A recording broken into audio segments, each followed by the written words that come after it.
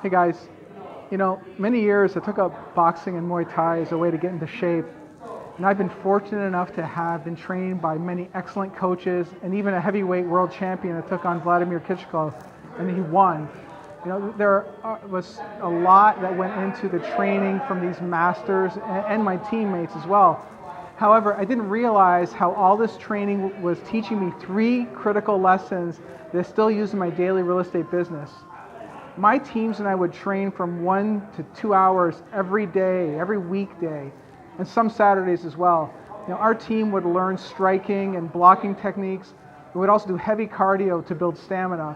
Some of these exercises even including carrying a 220-pound man on your back and walking 400 feet to the other side of the gym backwards.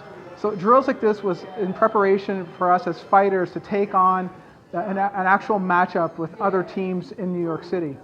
So while I was not planning to enter the ring against these schools, my coaches pushed me the same way that I would those fighters that were.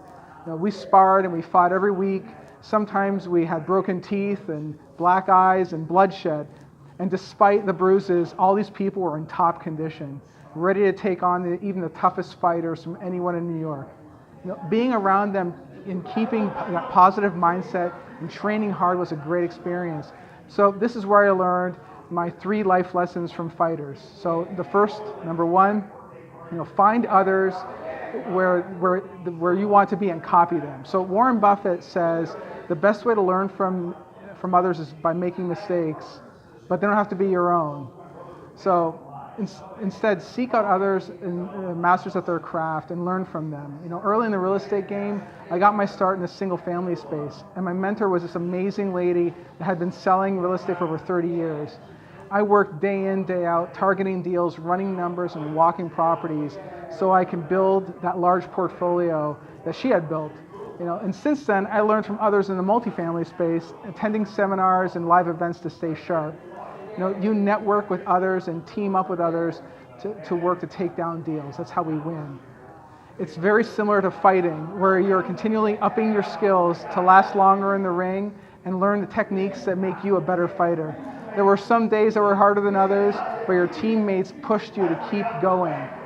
And you might have a hard time in the ring, but by surrounding yourself with the right teammates makes all the difference in the world. Number two, get comfortable being uncomfortable. As I continue building my business today, I'm pushing into larger and larger deals.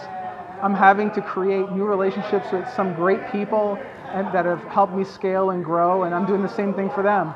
But it requires a great deal of commitment to my goals and not letting up on that target. There are some days that something may be super difficult, but it's not impossible. But when I apply a high degree of effort and really push myself, everything works out. It's certainly not magic, but it's really getting out of that comfort zone and pushing beyond what I am today towards a person I want to become. The very first day I started training, the coach asked me, get into a high plank. I had no idea what the hell he was talking about. I felt a little strange having to ask what a high plank was as I watched others extend their bodies, facing the floor and holding a push-up position. I didn't hear anybody snicker or laugh, but even if they were, it doesn't matter. Many years have passed since then, and I can hold a plank now, all right? But it doesn't matter because those people have no impact on my life today. And number three, sweat more in training, bleed less in battle. There were many deals out there that are finding the right one is a challenge. The best way to know that you have a great deal on your hands is to experience running the numbers and getting familiar with your target market. I have looked at thousands of units and I've run countless deals. If I see an upside on a deal and it makes sense to pay a little more for it, I buy it. I build it into my model. Regardless, I'm not being careless with my numbers. There are many people in today's market overpaying for deals. If there is a slowdown, they better have plenty of reserves on hand, or it'll prove to be a very big challenge for them on a go-forward basis. But when we were in training, the coach had us go through blocking drills. We would perform the same jab cross up to 250 times over and over and over. We had to perform it flawlessly, or if you didn't, you get punched in the face. And the person would look at you unapologetically and throw another one at you. And you better be ready. The point is, there's little room for error.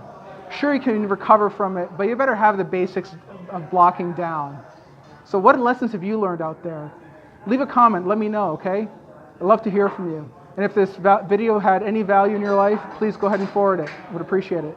Thank you so much. Have a good one.